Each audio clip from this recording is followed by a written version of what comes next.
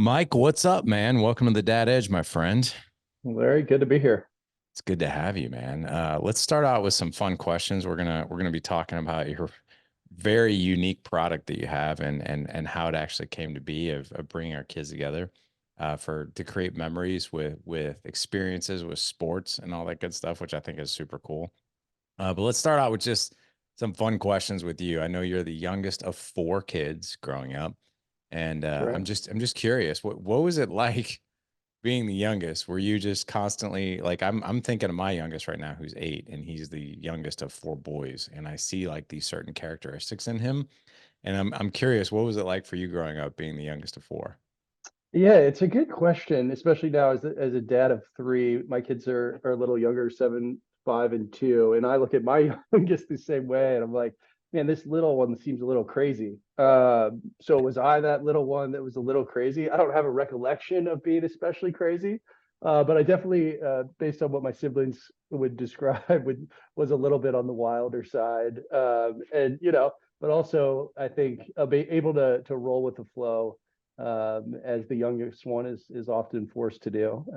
Getting toted around to different sports practices and others' needs when you're a little kid. But I certainly remember it quite fondly.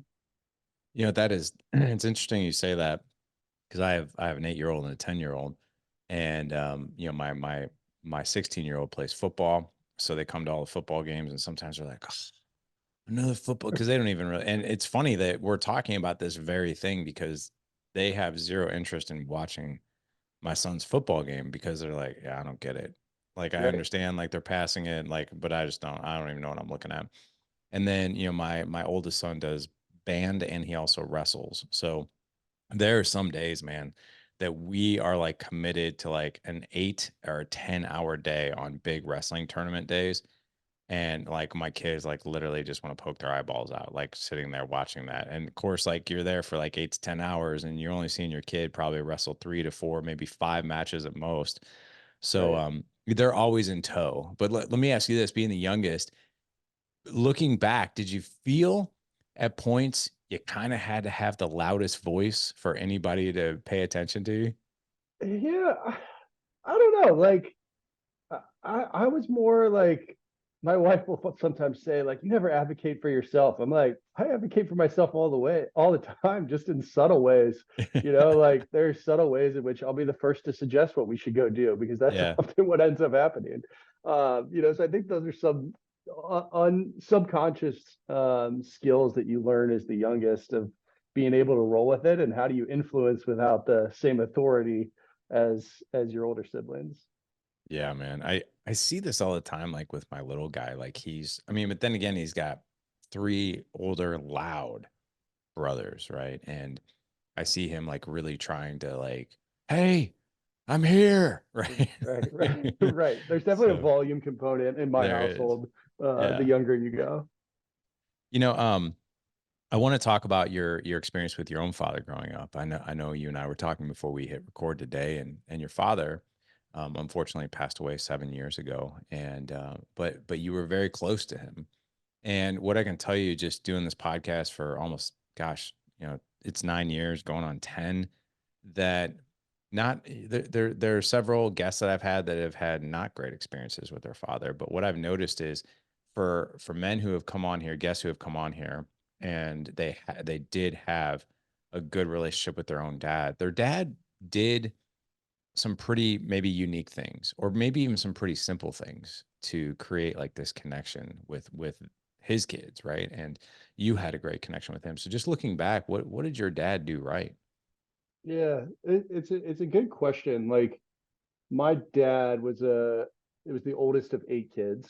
So with that came its own kind of personality traits and whatnot. But he was always just the most dependable person. And I often describe to people like his emotions, if a typical person has emotions that range from a 0 to 100, my dad's existed from like 45 to 65, right? Like never got like down, never got too excited, would get a little bit excitable. But he was just like a great listener. He was dependable. And I can't like he was an oncologist. So had a tough job of dealing with death on a near daily basis. And just always seemed to have a good perspective on life, right? Like, important lessons of like, right, that then I now find myself saying to my kids that we have these experiences of like, Michael, if you're going to do a job, do it right, right? Like, where it would be supposed to be Yeah. taking the trash out, right? I took out 2 cans out of 4 or something like that. So I think just that dependability and you always knew what you were going to get. Was something for me that just like really resonated and gave me a lot of stability growing up. So he really didn't have like these highs and lows, right? Like he was what you're sharing is like your dad was pretty steady, right? And that probably gave you certainty, probably gave you safety to know that like, hey, I kind of know what I'm going to get, right? No matter if it's good news, bad news, we're going through obstacles as a family or we're going through good times. I'm going to get steady dad, correct?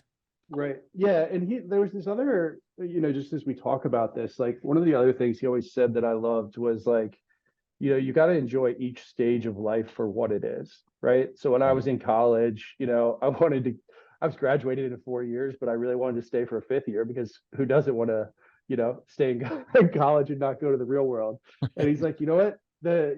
You're going to go out into the professional world and it's going to be different, but it's going to be good. Right. Like it's going to be a different stage of life and you got to be able to enjoy and find the cool things. Like you're going to have money, like you haven't had money in college, right? So like you're going to be getting paid. So like find the positives and enjoy each stage of life for what it is. And as I kind of evolved in my own life from young professional into like married without kids into then being married with kids, like it's just a good reminder for me, as you first get into kids and you're like, oh my god, this is so different than what my Yeah. life used to be. Like, okay, but yeah, enjoy it for what it is and the value that it can bring. So I want to share one thing funny and then one reflection on that just to make sure that, we in the audience get what you're saying here.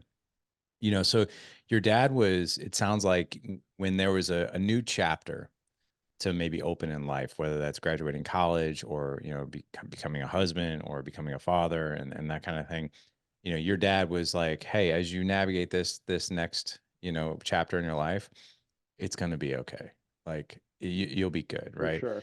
Because I think that there are some parents out there that are like doom and gloom, be like, oh, yeah, when you get married, your life is over, or like, oh yeah, you can have kids, but when they're teenagers, they're gonna hate you.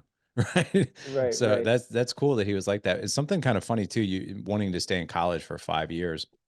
I don't know if you've seen this on like these short reels, but it popped up on one of my social media accounts, and I watched it. It was 1 minute long, and I just laughed hysterically. It was this comedian talking about like how college students for student loans for like for banks and stuff like that, like a college student is a business, right? I'm giving you a loan because basically you as a college student is a business. And he talks about like it's a really bad business idea. He's like, think about it. You go to a banker and you're like, yeah, I need a loan. I'm going to go to college for 4 years. I'm going to get blackout drunk most of the time. I probably won't remember much, and I'm going to get a degree in sociology. Would you mind fronting the bill on that? Right. I just thought that was hilarious, man. Yeah, So, that's so funny. One other thing about my dad, and you're talking about like his even keeled nature, he was an oncologist. He passed away at 69. He had retired right at 65, which was, in hindsight, awesome that he got at least 4 years of retirement in. But he died of a brain tumor and he drove himself to the emergency department, which he probably shouldn't have driven himself. My mom probably should have driven, but he checked in. He said, I think I have a brain tumor. He's starting to like have hard time remembering like little things. He was like acting in some community theater.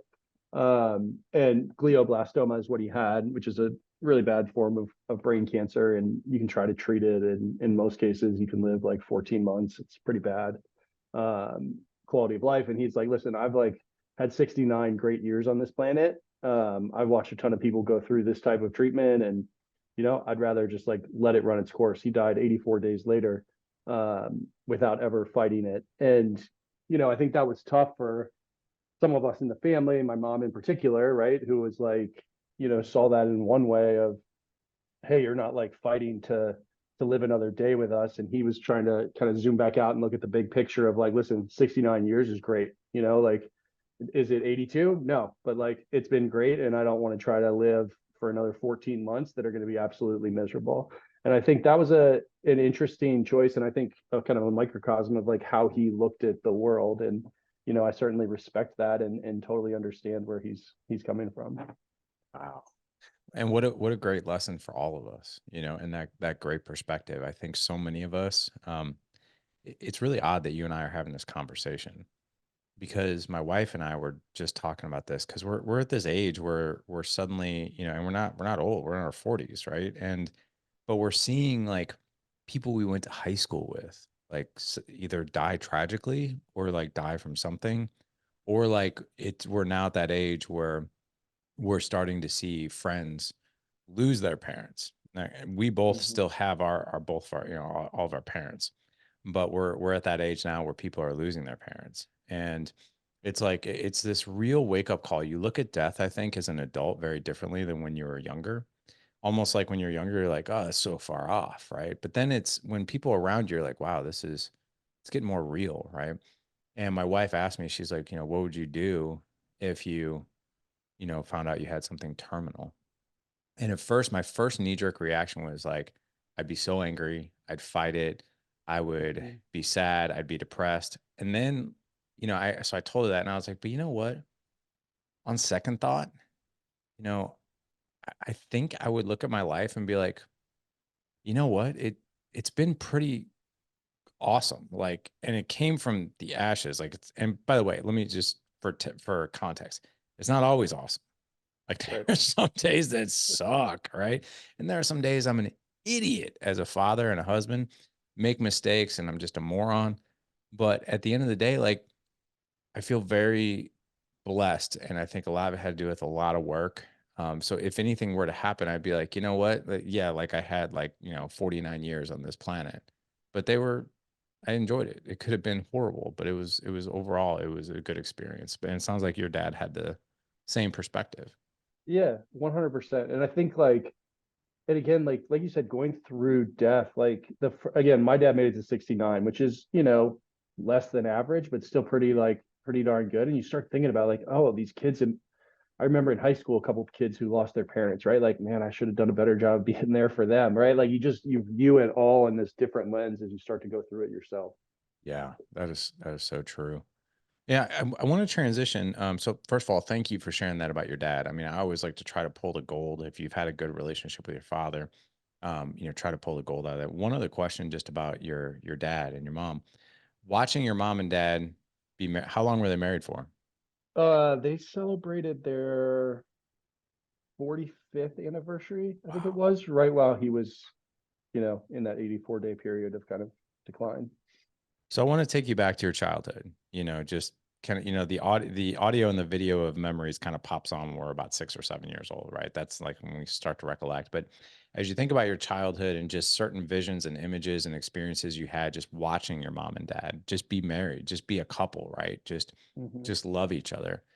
What did you learn just by watching, just by example, about marriage by the way they operated within their own marriage? Yeah, that's a good question. I think like the patience and the requirement around communication, Okay. right? Like it's so easy now, even in my own marriage, right? To like get offended by what somebody said, or my wife to get offended by what I've said. And you think about like that reaction, that defensiveness, like shuts down communication for a period of time and sometimes a long time, right? Yeah. And it's how do you try to avoid that to start, I think. And then two, like how do you learn to apologize? I think those were the two things that I saw my parents do. And I'm not sure I've ever articulated that. And I certainly wouldn't say that I'm like the best at those things. But as you think about like things to work on, like, and as I look back on my childhood, like seeing the patience that they had for one another and a willingness to communicate through those challenges when they arose is something that I certainly see vividly as I look back. Such a good lesson because, like, how many couples do we know, or how many times have we done this in our own relationships where problems arise and we're like, I'll just sweep that under the carpet, or we won't have to talk about that, or I don't want to talk about that, or we avoid Right. it, or we Right. stonewall, or we don't have that patience, we don't have that communication. So that's gold, man. Just moving into, your own marriage. You guys have been married for 14 years. I'm really, really curious as to, you guys are raising 3 kids. And how do you guys go about navigating your own relationship and marriage? Like, how do you prioritize it? Yeah, I think you have to prioritize it. You have to find those times like after the kids go to bed to spend time together. You have to, get a sitter to like go out to dinner without the kids, on occasion. Like otherwise, like you just never have any adult time. Like, Right. sometimes we're tired, right? Like Yeah. putting kids to bed, you fall asleep, you fall asleep. Next thing you know, it's like midnight. Everybody else is asleep, obviously, and then all of a sudden you lost that. And then the second you wake up in the morning, there's no adult time in the morning in our house. Like everybody's up, everybody's up. So to me, it's like trying to have that in-person time together. And, text message, like to me, is just like such a tough communication vehicle. Like beyond it being efficient for like logistical purposes, I think I try to avoid any sort of like interpersonal, like emotional communication with my wife over text message because I just feel like it's a medium that doesn't work that well for that. And I find that it's easy to misinterpret. It's easy to get into that world of like, oh, like, wait, what does she mean there? And so again, I think more than anything, it's prioritizing that in-person time together. Yeah, that's a big one, and without a doubt. And I love the thing about text messaging. One of the things that my wife and I will do is we do text a lot, but if we if we want to share something, and this happens all the time, if we want to share something, with the other person, what we'll usually do before we text it is we'll be like, how is she or he going to receive what I'm going to say over text?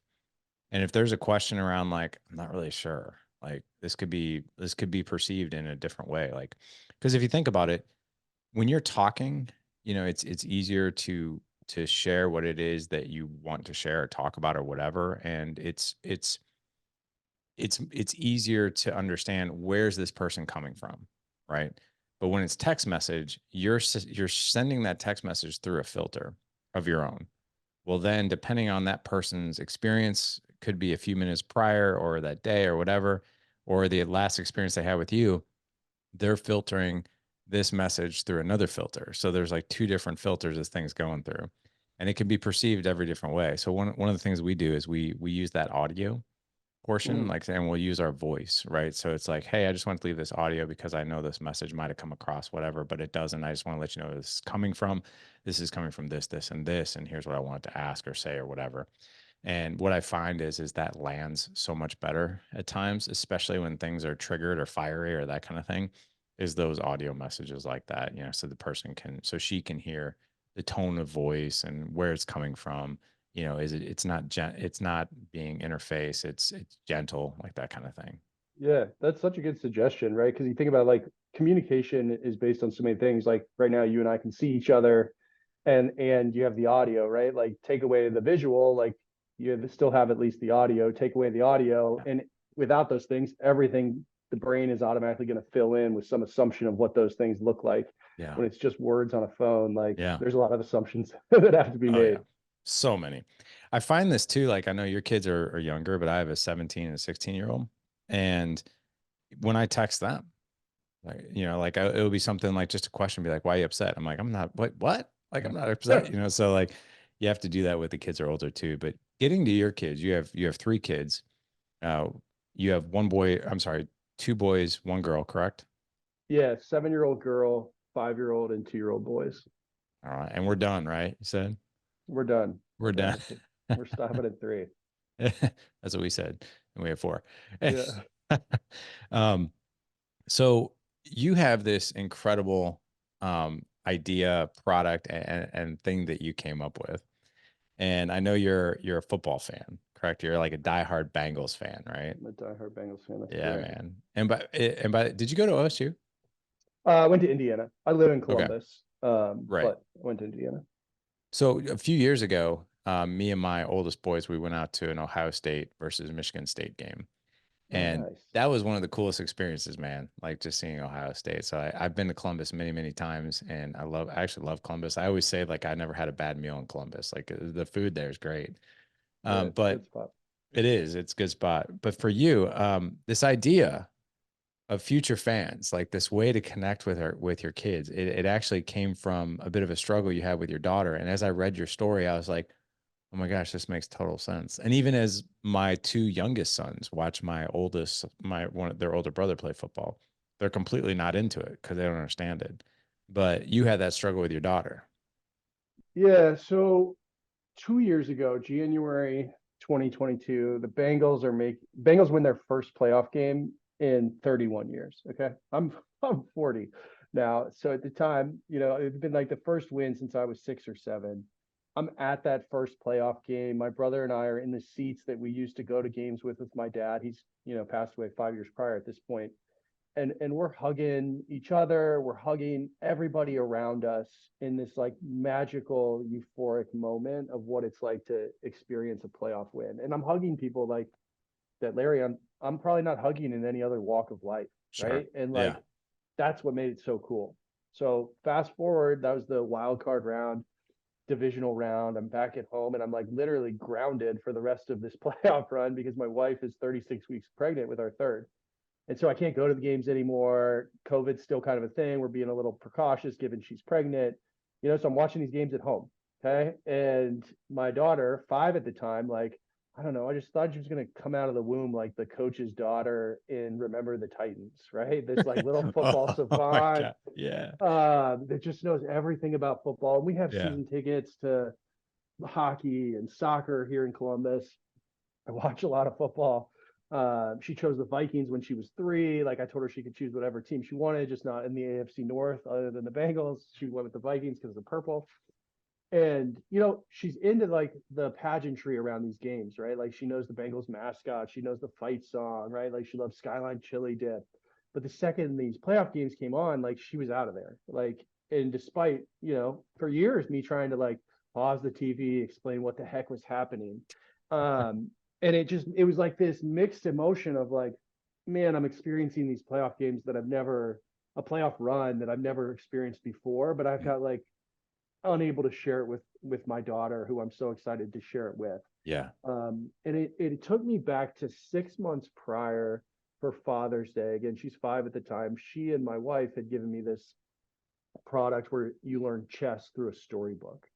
So in the first chapter, you meet King Chomper and Chef Squishyfoot. They live in a castle, and all they do all day is eat burgers, pizza, pasta. And King Chomper's so big, he can only move one step at a time. Oh, no Okay. way. I've never heard of Okay. this. That's cool.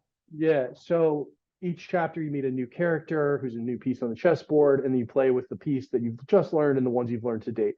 Within 2 weeks, my 5-year-old could play chess. Okay. And we could play like a simple game of chess. She knew what each piece could do. Okay. So back to this playoff run 6 months later, I'm like, if she can learn chess in this like Yeah. storybook led approach through like parallel learning, like, why can't we do a similar thing with sports? And so like it was just like, okay, she's she's capable of understanding what's going on in this football game, but like I'm clearly ineffective and incapable of teaching her. And so how do we come up with a way that's like really exciting and interesting to help kids understand what's going on around sports? And for me, like, listen, I'm not trying to like force her into becoming a football fan. I just simply wanted her to understand what was going on, such that if she was interested, it could be like a really cool shared experience and interest that we could have together for the rest of our lives. And as I think about like my relationship with people in my life, like those people that are sports fans, like right or wrong, like I talk to them a lot more, right? I communicate with my brother more than I do my sisters because he's more into sports than they are, right? I communicated more with my dad than I did my mom when I was older because of sports, right? Like it just creates this connection. And as you think about the ups and downs in life, like my daughter's 7 now, by the way, she's like is the coach's daughter That's awesome. in Remember the Titans. Like she's kind of Yeah. become that. And but like, you know, in 5, 10 years, like there's gonna be points in time where she doesn't want to talk to me, right? Yeah. Like, and that's okay. Like she doesn't want to tell me about everything that's going on in her life, but like I want to have something to talk about. And that's kind of where sports is this like thing that can bring people together. It gives you something to talk about. And then you start to fill it in with the deeper stuff, the more emotional stuff. And you know, so like again, like I'm not trying to force anybody to be fans. We just wanted to come up with a way that was unique and allowed kids at the age of 5 to understand what was going on versus like this slow kind of process where between 5 and 9 they kind of learn it through osmosis. I got to tell you, man, you're a genius to come up with a product like this because people will enjoy and experience more if they understand it, right? And you're right, there's something really incredible about common ground, right? And if we're both enjoying something together, great. But what's going to be the fruit of that is our connection. The other conversations that come out because of that, right? So like my dad, I didn't know my dad at all growing up. I actually didn't meet my dad till I was 30, but we've known each other now for 18 years. And my dad and I like to go out and do things together here and there. And my dad and I will go out and shoot firearms, right? And we enjoy it. And he told me one night when we were shooting firearms, he's like, I can't remember how it was brought up, but my dad looked at me and he was just like, I don't care what we do. Like as long as it's something that's connecting us, right? It's the like this right now is like the fruit, like the soil of our connection, and we get to share in this experience together. And by doing so, we make memories, right? And by doing that, we also have better conversations, like because we'll go out to dinner after something like that, we'll Mm-hmm. feel more connected. The other thing too, really embarrassing story. So I've always liked football, but I never understood it ever. And I was a wrestler growing up and I played baseball. Those are my two sports. I did not understand. I had the size for football and I looked like a football player. Actually, when I was in high school, the coaches were like, "Why aren't you playing football?" Because I was a bigger kid. And I'm like, I don't really get it. Right. But I never really got into it. I would watch the Super Bowl and that was about it. College teams, like the college I went to, it was a Division 3, I think, school or Division 2. But we had a horrible football team. No one followed the football team. And so like I wasn't really around football that much. Well, then my 16-year-old, when he's 8, he wants to play football. And I coached his wrestling team, coached his baseball team. And when he wanted to play football, I was like, cool. I was like, I get to be a spectator again, right? Because I don't understand this sport. I actually get to like it's cool. I actually get to just literally watch and enjoy. Like that would be my job. And the very first practice that I showed up to, the head coach comes up to me. I'm just standing there watching, and he's like, "Hey, man," he goes, I need some extra hands." And he like literally just walks up to me, and I'm like, what? You looking for more coaches?" He goes, "Yeah," and I go, and I like laughed, and I was like, "I am not your guy, man." I was like, Yeah. "I've never played football. I don't understand football." I was like, "I coach wrestling, I coach baseball, football. Like, I probably would do you more harm than good." And we kind of he laughed about it. I think he thought I was joking. He's like, "No, man, it's all right. It's all right." He's like, "You've never played?" And I'm like, "No." And he's like, "Okay." He's like, "Well, I kind of thought you were just by, like you're athletic and Right. tall and that kind of thing." I'm like, "No, I had never played." And he's like, "Well, listen," he's like, "I just really kind of need somebody to hold pads." And I'm like, "Okay, I can do that." And so I That's show in up the to the skill first, set. yeah, I show up to the first practice and he's like, "All right, guys." He's like, "Here's what we're going to do. We're going to run a jet sweep. I'm going to teach you a jet sweep." And I'm like, and he's like, "Coach Larry," he's like, "I want you to take this group over here and I want you to teach them this." And I was like, what is a jet sweep? I was like, "Is it a running play? Is it a passing play?" He's like, and he looked at me, he goes, "Oh my God." He goes, "You're serious. You don't know anything about this game." I was like, "I don't know anything about it." And so like I became the joke of these third grade boys and the coaches the whole season. Like they just like laughed at me because even like during times where I'm supposed to be like coaching, I had no clue what to say. And I'll finish the story with this. My son and I go out to Jimmy John's, and this is about halfway through the season. Yeah. And this is after practice. And my son looks at me and he goes, "Dad," he goes, "can I ask you a question? And I don't want you to get mad." And I'm like, "Okay, what is it?" And he goes, "Well, I've noticed that when you coach my baseball team and wrestling, like you're always talking, you're always coaching. And I never see you talking. I never see you coaching football." He goes, do you have any idea what you're doing out there? And I just like laugh, man. And I go, you want to hear a secret? And he's like, yeah. I was like, you really want to know? And he's like, yeah. I was like, I have no idea what I'm doing. Not a clue. I was like, but dude, that's not why I'm out there. I was like, I'm out there because I just want to hang out with you, and I want to be a part of this. And I get to learn. I was like, so just as you're learning this for the first time, so am I. I was like, so this is kind of a cool experience for both of us. But for you, like you came up with this super simple yet so effective. Like you've got books and sheets and like things to fill out and all this other stuff that kids can like really, really sink their teeth into. But I really want you to describe it in detail of how it all works. Yeah, so what we've created is this, we call it a family experience in a box. So it's storybook led, it's 8 sessions, like 10 to 15 minutes each that you do, between adult and child. And you start with the storybook and you meet the campers that are going to Camp Rallyhoo for football week, a sports day camp. Okay. And they get to camp and they're like, okay, kids, it's football week. Like I can teach you football with this whiteboard and these binders, or we could play fun, silly games. Right. And the kids are obviously like fun, silly games. Okay. So one of the first games that they then read about in this book is a game called Circle Toss.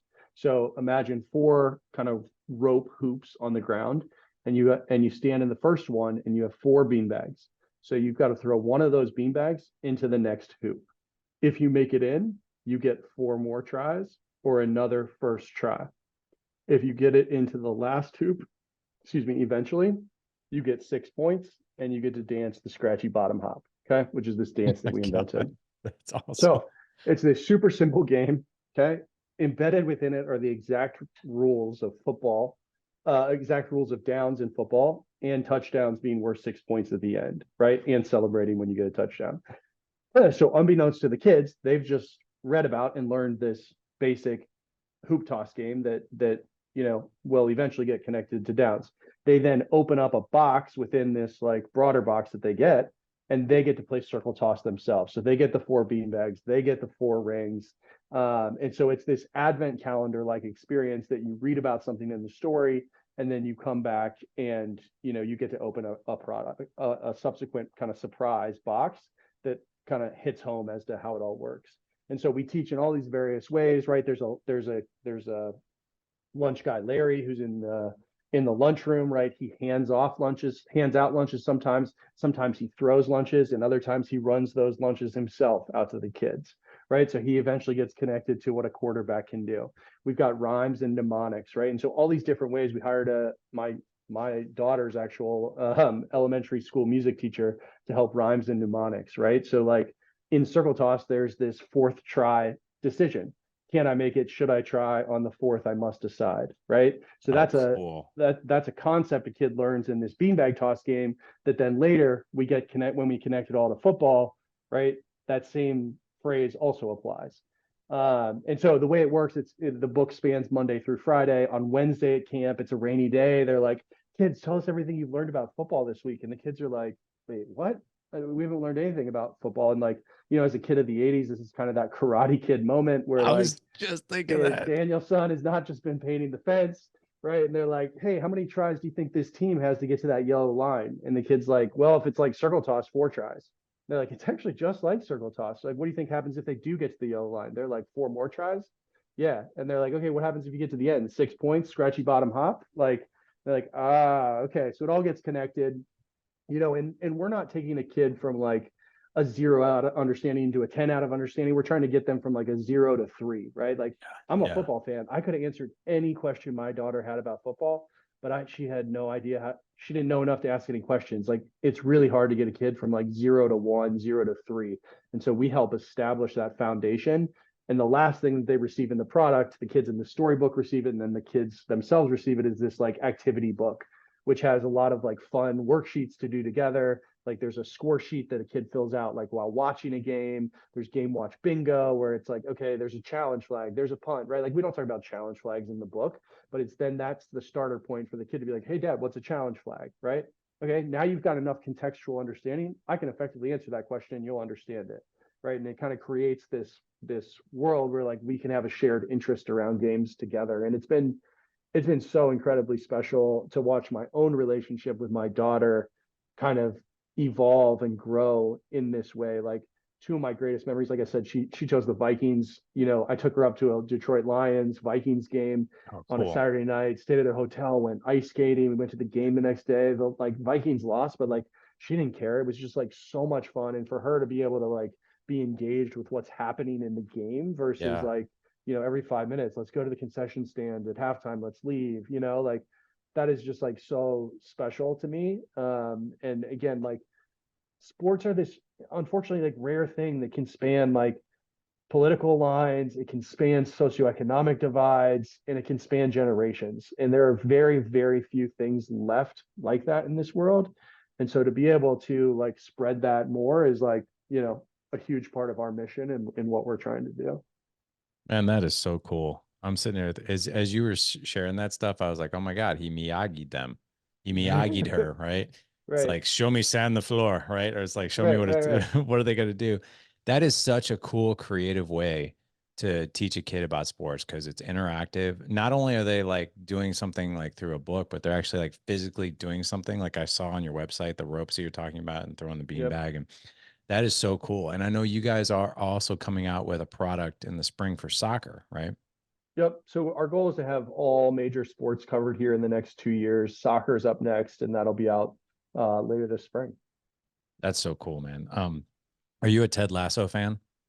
Big Ted Lasso Oh, fan. dude, I love Ted Lasso. So it's we watched the whole all three seasons once, and I'm watching it now with my oldest son, Yeah. and just because we love it, and but it's funny, like I didn't grow up playing soccer either, and so like there's a part in Ted Lasso I can't remember what season or episode, but I laughed hysterically because I've never understood it, and Ted Lasso goes up to the ref, he's like, "Hey man, how's that out of bounds?" And he's like, "It's out of bounds." He's like, "No, seriously, like, what is out of bounds? How is that out of bounds? I don't understand what it, well, I'm sorry, not out of bounds, offsides." He's like, "How's that offsides?" Right? And the guy's like, the ref is like, "What's offsides?" He's like, "No, seriously, like, what is offsides? Like, how does it even happen?" Like, every time I see offsides, like when we're playing like FIFA or something like that, or I see it on TV, I'm like, I don't even understand what offside. Like, how do you call offsides? I know it has something to do with like you pass to somebody. Like, I have no clue, but yeah, don't understand it. Yeah, and that's like one of the most exciting, exhilarating things for me in this whole thing. And by the way, when we like we're creating the brand and you got to define like what does this brand stand for? We're like we want this brand to feel like Ted Lasso, by the way. So hopefully that comes through with the brand. But as it relates to offside, like so, you know, like what are the games or what are the ways you come up with and teach these things in parallel ways? So one of the things that you'll see in the soccer product is we've come up with this call and response. They're actually playing this game in the pool and it's like, if they're past the last defender, you know, then do not pass, right? So it's like the one person yells out, if they're passed, and the counselor yells that, and all the kids yell back, then do not pass, right? And so it's like this simple way to try to like help a kid understand what is a very complex and hard to understand rule. And so for me, that's like one of the most exciting things about this whole process is like coming up with those kind of parallel and indirect Yeah, ways to teach. that's where were you like 30 years ago, so I could understand Yeah. that. What type? How long have you had the football one out for? Yeah, so we launched the first product, Future Fans Football, in September, and we've made all kinds of progress in the first 6 months. We've won 6 toy awards. It's funny, like some of these toy awards, you've got like Disney products, Sesame Street products, and then you've got a football learning product. So we're like, hey, NFL, like just so you know, like this exists. So we've made a lot of good progress, and in the sports world too. So I reached out to the Bengals, one of their members of ownership, to just be like, hey, like I started this thing is based on the Bengals. Like we think it's pretty cool. And they were like, wow, like we have a huge interest in growing the next generation of fans, right? Like again, we set out to solve a problem that we as sports fan dads had. But it turns out leagues and teams also are kind of thinking about like how do you develop that next generation of fans. Yeah. And so we've actually worked with the Bengals over this past season. We did 3 events where we like did a shortened version of our book. A player went into a Cincinnati school, read it, played circle toss, danced the scratchy bottom hop, and now we're in No way. discussions with a number of other teams as well. So Wow. it's been really cool, and again like it's just been so fun. And like we were at the Super Bowl last week, not for the game, but for the whole week prior, just for meetings and all that stuff. And I'm like, man, to have it. I don't know how we did this. Saying to my business partner, I don't know how we did this to like have a job where we like have to go to the Super Bowl for work, but like we did it. Like, this is so fun. Yeah, if anything, like this thing is worth probably that experience alone. That is Right. so cool, man. I'm so happy for you. I want to make sure so the soccer one's coming out next. And then what's the schedule of sports that you guys are gonna have? What's the lineup after that?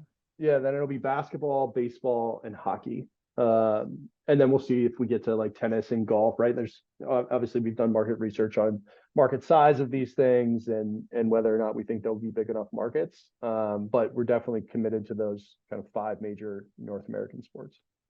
What has been, as we wrap up here, what has been some of the feedback you've gotten from people who have purchased, your the one on football, and what are some things that maybe they've said that you're like, wow, I didn't really expect that. That's pretty cool. Yeah, we've just started doing some product customer interviews to Yeah. understand like in depth that not just people we know, but kind of arm's length people, what's their experience been like. And one woman, started crying on one of the calls. She was like, No my way. parents were huge Michigan football fans, and like I never really got brought into it. Like, and it felt like a disconnect in our relationship that like I never really got a chance to understand the sport. She now has a 5-year-old, and she's like, this product has unlocked not only my relationship with my daughter and turned her into this like super fan. And it's been so fun as Michigan won the national championship to bring her along with that. But it's actually become a 3 generation thing and improved my own relationship with my parents and also now, with their grandchild. And so like that's the stuff that like that's why we do this. There's another we submitted for an autism award. Somebody had suggested, like this product could make a lot of sense in the autistic community, which again, I'm not all overly familiar with that community. We didn't design the product for that, but we submitted and we won this award around social skills building. And the woman who leads this organization did this video review that they posted on YouTube. And she's like, I'd like to start this review off by hugging this product.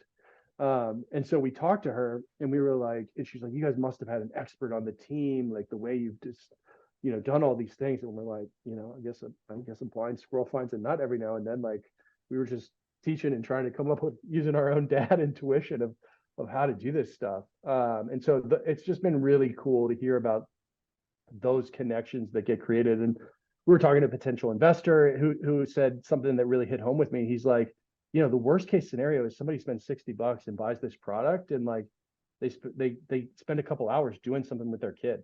That's the Yeah. worst case scenario, Yeah. right? Best case scenario is it turns into this big thing that they love together for life. And so I think like that really hit home for us. That is so cool, man. What it is, it's such a need. Like as I was reading about everything you guys are doing, I was like, oh my gosh, this is like such a need. And a need being like, how can we make understanding some of these games and like fun, right? And most importantly, interactive. Like Right. how I'm going to learn this with you. I'm not just going to tell you what they're doing. We're going to learn this together. And I think the experience and even the physical experience of like, doing this whole activity together and learning it this way. Yeah, that's what I was gonna say. It's like a memory in itself, which is really cool. Yeah, for Um, sure. I want to make sure that the guys can find you if they want to connect with you on social media, if they want more information, or if they want to just go and buy your product. What is the best way for them to do that? Yeah, check us out, futurefans.com. You can buy it there. You can buy it on Amazon if you just search Future Fans or Future Fans Football. We're on Instagram at Future Fans Sports. And again, if there's anybody out there that wants to talk to me, like just shoot me a note via the email on our website and like happy to connect with anybody. Awesome, guys. Well, hey, we're going to have all the links in the show notes for you. Just head on over to the dadedge.com/Friday 147 for this show. Again, the dadedge.com/Friday 147. We'll have Mike's Instagram, his social handles, as well as futurefans.com. Be on the lookout, obviously, for their product on soccer, which is coming out here in the spring. And when's the launch date on that? Do you know? Likely June 1st. Oh, June Aiming to 1st. get it Okay. out right before Father's Day. Oh, awesome. That's great, man. Well, there you go, guys. You definitely have some breadcrumbs there. Mike, thank you so much for coming on today, dude. This was a lot of fun and very enlightening. I'm really happy for you too. Like coming up with a product like this, which, not only teaches kids, about a sport, but it also just connects us. Because at the end of the day, that's why you actually created what you did, because you wanted connection. Yeah, And 100%. and you did a hell of a job, man. Yeah, thanks, Larry. You Appreciate being here. bet. Gentlemen, again, head on over to thedadedge.com/Friday 147 for this show. Connect with Mike. Go check out thefuturefans.com website. Uh, Good things to come for hockey, for baseball, for soccer, all kinds of really good things coming your way for that. Gentlemen, go out and live legendary. Take care.